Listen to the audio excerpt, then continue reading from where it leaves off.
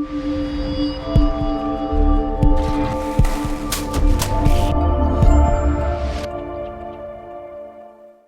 and welcome to Brian's Got Game. I'm Brian, and today I've got a game called Ingenious. Ingenious is a 1-to-4 player tile-laying game by Reiner Knizia and is published by Thames and Cosmos. In this game, players take turns placing tiles from their hand on a central board to score points. These tiles are like dominos, but they're shaped like 2 hexagons stuck together. There are icons on each end of the tile, and the goal is to match your tile with icons already on the board. You score points depending on how many similar icons are around it. And that's pretty much it. You keep placing tiles and scoring points until no more tiles can be placed. Your final score is the number of points of your lowest icon. So there are a couple of strategies to scoring all of your colors. So let's check it out, and I'll show you how to place tiles, how to score points, and a few tips to increase your lowest score in Ingenious. To set up, place the game board in the center of the table. Then put all of the tiles in the bag, and make sure that they're all shuffled up in the bag because you don't want the same color coming out all at the same time. And everybody gets a scoreboard, which has these pegs on them. And right now I only have 1 peg in each, but we'll fill those up. Then give each player a tile rack. I'm not going to give one to you guys, so you guys can see your tiles easier. And then everybody gets 6 tiles. You are now ready to begin.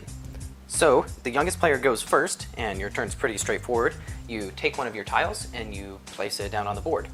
So, in a 3-player game, you use this middle section of the board along with everything inside of that. So in a 2-player game, you only use the white section. In a 3-player game, you use the middle section. In a 4-player game, you use all of the board. So, on your first turn, everybody's first turn, you have to play a tile adjacent to one of these 6 starting spaces, and they all have to be different. So your first turn is going to be placing that tile there. So then you score that tile. So when you score a tile, each side of the hexagon, or each side of the tile, radiates a line from each edge, and you score points off of that. So this one puts a line that way, nothing there, nothing there, nothing there, shoots it this way, you have 1, nothing. And then the green has no adjacent green. So you get 1 red point. So then you move your red thing 1. And then you draw another tile, and then it's the next player's turn. So they have to play on a different piece from you, and we're gonna do this one. So same thing, they just score 1 orange point. There we go. And then they draw a tile, and the next one is going to be a green one. Score 1 green point. And draw a tile. Alright, so then, from now on, the game is normal. So, let's see what we can do. I think a good one would be this one. So we're going to place this tile there, and start here, and it radiates nothing there, 1 blue. So then it continues, and if there's more blues that way, then it will continue to score. But nothing else. So it's just 1, and then you can't go across the same piece. So we just score 1 there, and then we go to the next one, 2, and that's it. So then we score 2 blue points. There. So let's do a couple others. I'm going to put this one right there. This one is going to score 1 blue, 2 blues, and that's it. So then they score 2 blue points. Forgot to refill. Okay, and then let's see what else we can put out there. There are some double pieces. I'm just going to grab this one. When you play those, that would score 1 and 2. So then that'd be 2 yellows. And then let's do one of these. Find another double yellow. There we go. So this one will start 1, 2, and then this one will go 3, 4. So then that'd be 4 points. And then you can just kind of continue going like that. That one would score 3, and it just goes in all those directions. Then you can also score multiple at the same time. So that one would be a good choice there. That would score 2 blues and 1 green. And then if someone had the same piece, then you can just keep doing that, and they get better and better. So once one player, or any player I guess, let's say we were there and then we just played this tile, so we get 1, 2 blues, then we get to the 18 spot. Once you get one peg at the 18 spot, then you get to take a second turn immediately, but you cannot refill your hand. So then at this point I would have 5 pieces and then I would get to go again. And now it's not useful for me to score blues, so I wouldn't want to play that tile because I can't move my blue any higher. So then I'd probably pick something that's lower and then start building up from there. So I don't have any greens right now, so I'd score greens. All right, so I play that one there, and then I get 1, 2, 3 greens. And at the end of a turn where you had multiple turns, and you could continue to compound that, getting 2, 3 pegs at the end, you just continue taking turns without refilling your hand. At the end of that, you just draw back up to 6. So let's say this is your end score. At the end of the game, you would have that score and other people would have various high scores. And your final score is your lowest peg. So we would be at 12 points. So you would have 12 points and then these other players would have, let's say, I don't know, 13 and 10. So then this player would win, you'd be second, and this player would be last. If there's a tie, let's say both you and this player had their lowest peg at 12, then the next lowest peg would be the tying figure. So your next lowest is 14, their next lowest is 15, they win. So that's how to play Ingenious. Okay, got my dad here for parents' opinions. So Dad, what did you think of Ingenious? Ingenious was a good, I don't know, when people say family game, I feel like you're playing with your grandma. When we do family games, but I don't always feel like we'd invite grandma. But this one is grandma approved. Grandma approved.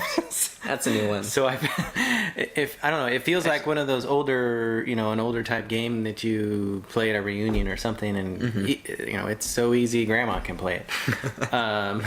But it came out in 2017, so it's not that old. Yeah.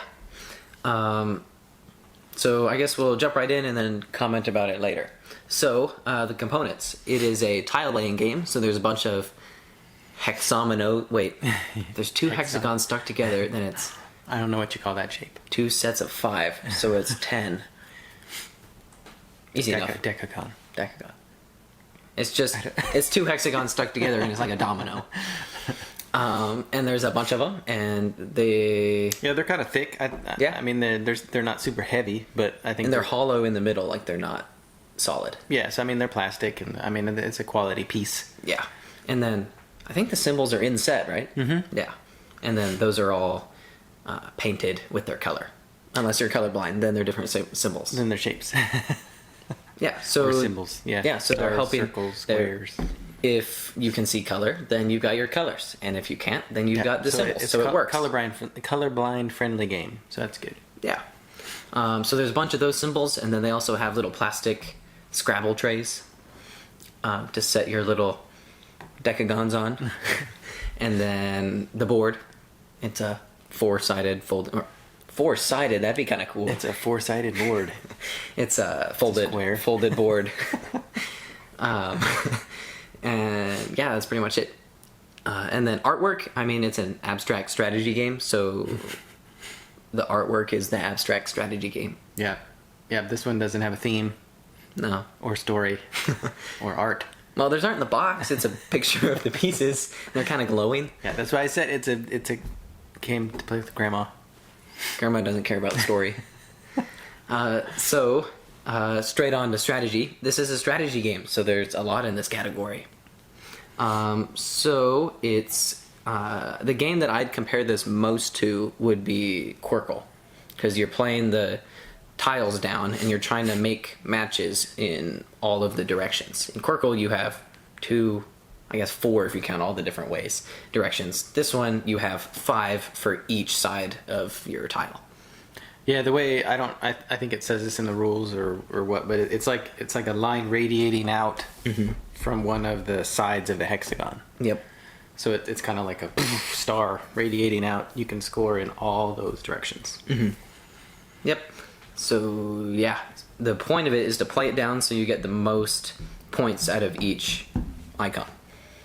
Yeah, and there's a couple of things. I mean, I guess if you're going to get into strategy at the end, like trying to get your lowest score up.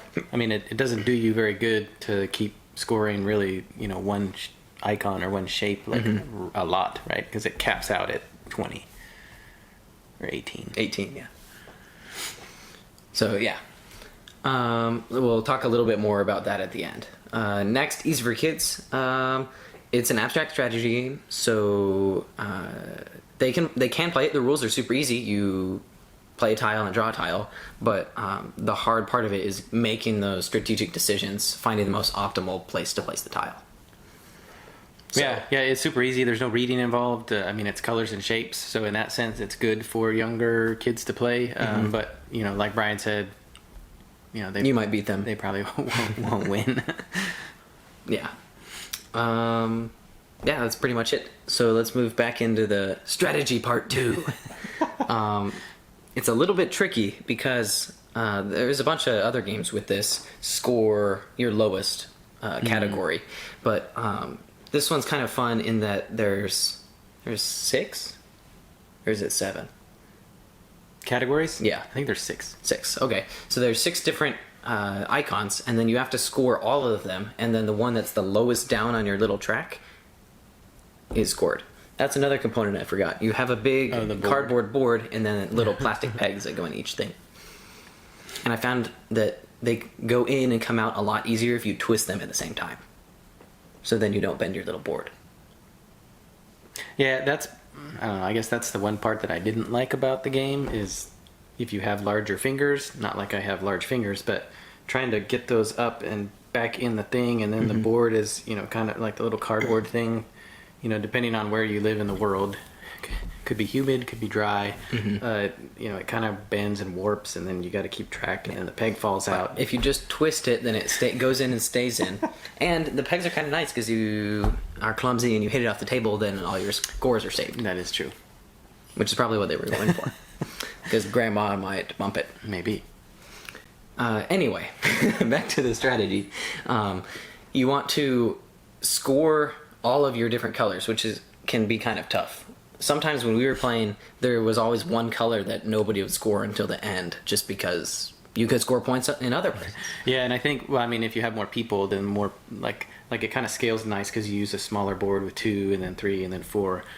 So with 4 players, you immediately have to play on one of those, and so it kind of opens it up a little bit more. When we played 2-player, you really kind of have to play off each other, and one might never get played or whatever. 2 or 3 people is a little bit more, and then with 4 you play, you're more likely to get all of them out there. And then one other thing is that if you get it all the way up to the top, then you get to take another extra turn, and that can be super helpful in that if you get a bunch of them up there, then you can take a turn, take another turn, take another turn, and then since you're scoring 2 different things on the tile, you could be capping off that other one and then scoring something that you need help with the other one. And then you can take multiple turns in a row, which is taking turns away from your opponents because there's a limited size board. Yeah, and I think that's the frustrating part. Like if you're playing with younger kids, is like what you just said, right? Like there's limited space. If you keep doing that like chain reaction thing at the end, which maybe that's the point of the game, and you need to be a genius to figure that out. But that can be frustrating, for others that are trying to find the optimal spot and then realizing, well, I'm never going to get to play and the game's over and I lost. Yeah. And then the other thing is that sometimes it is hard to find that optimal spot, and if somebody's always taking that optimal spot and taking it, then that can be frustrating also. Yeah. And then I guess the last, overall the last thing. I mean, it's a fun game. It's kind of laying tiles down. It's real chill. It's this abstract strategy. But again, the other thing that I was kind of like, is you play the whole game, for 45 minutes, and then like the score is like 10 to 11 to 10 to 12, and so that your scores are really bunched close together. And I feel like you play a lot of game, all to come down to just your lowest score, and a lot of times it's like tied or one by one. And then the tiebreaker is the next lowest, which can be kind of annoying also. Yeah, but yeah, I think they did a great job with this. It's a lot of fun. We finished one of our games, we were like, all right, and then it's not even that hard to set back up. You just take all the tiles, drop them in the bag, and then shake it up and deal again. Yep. Yeah. So I mean, if you like tile placement, if you like games like Quirkle, abstract strategy, I mean, this is a great design by Reiner Knizia. So check this one out if that's your thing. Yep. So that's Ingenious by Thames and Cosmos. Thank you for watching Brian's Got Game. Please like us on our Facebook page. Send us a tweet at Brian's Got Game. Visit our webpage, briansgotgame.com. Subscribe to our YouTube channel. I'm Brian. This is my dad, and I'll see you next time.